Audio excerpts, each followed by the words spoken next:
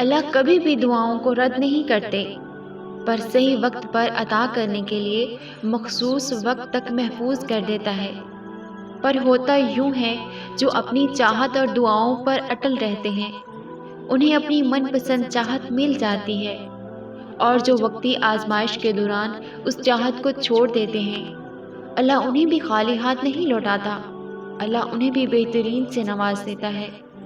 کیونکہ آزمائش کے دوران کچھ لوگ رب کو قریب کر کے دنیاوی چاہت کو چھوڑ دیتے ہیں اور کچھ اللہ کی رضا مانگ لیتے ہیں، اور جو اس آزمائش میں نا امید ہو کر رب کو بھی قریب نہیں کرتے تو رب بھی انہیں خالی دامن نہیں رکھتا، کیونکہ وہ تو رب کریم ہے، اسے اپنی تمام مخلوق سے محبت ہے۔ وہ اپنے اس بندے کو بھی اپنی رحمت سے اتنا نواز دیتا ہے کہ اس کی زندگی کی کمی پوری ہو جاتی ہے۔ اس لیے اللہ سے ناراض مت ہونا، وہ تو محبت کرنے اور دینے والی ذات ہے۔ تم خود اپنی دعاؤں سے ہی اپنا مقدر لکھتے ہو، اور تمہاری دعائیں ہی تم تک وہ سب لے کر آتی ہیں جو تمہارا نصیب بھی تمہیں نہیں دے پاتا۔ اللہ تمہیں تمہاری دعاؤں کے ذریعے ہی آزماتا ہے، وہ تاخیر اس لیے کرتا ہے تاکہ تمہارا یقین دیکھ سکے۔ وہ تمہیں ناممکن کے وسوسوں میں الجھاتا ہی اس لیے ہے تاکہ تمہیں ممکن کی طرف اس کی جانب کھینچ کر لے جائے۔ وہ جب تمہاری دعاؤں کو قبولیت کے لیے چن لیتا ہے تب وہ تمہارے دل میں دعا کا خیال بھی خود ہی ڈالتا ہے۔ تمہاری دعائیں وہ سب کر سکتی ہیں جو تمہارا مقدر نہیں کر سکتا، اور دعاؤں سے تو رب بھی مل جاتا ہے، تو پھر یہ چاہت کیا چیز ہے؟ جو دعا چاند کو 2 ٹکڑوں میں تقسیم کر کے اسے اپنی جگہ سے سرکا سکتی ہے، تمہیں لگتا ہے کہ وہ تمہارا مقدر نہیں بدل سکتی؟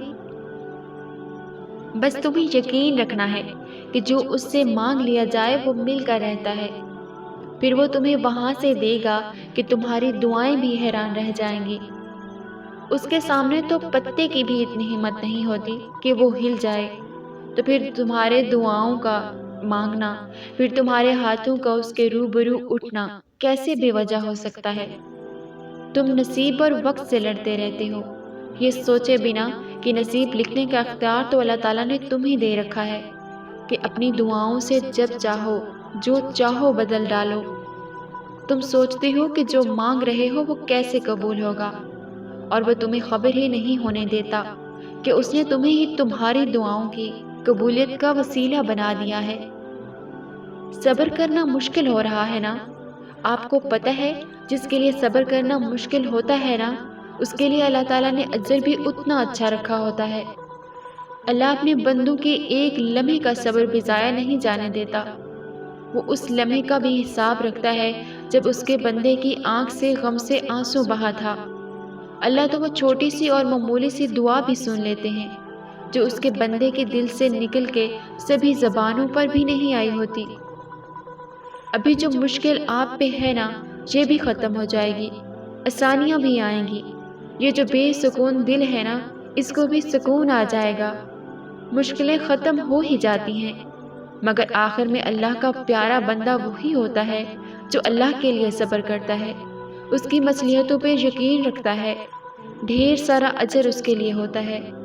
جو ناکامی میں بھی یقین کا دامن نہیں چھوڑتا، اپنے اللہ سے دعائیں کرتا ہے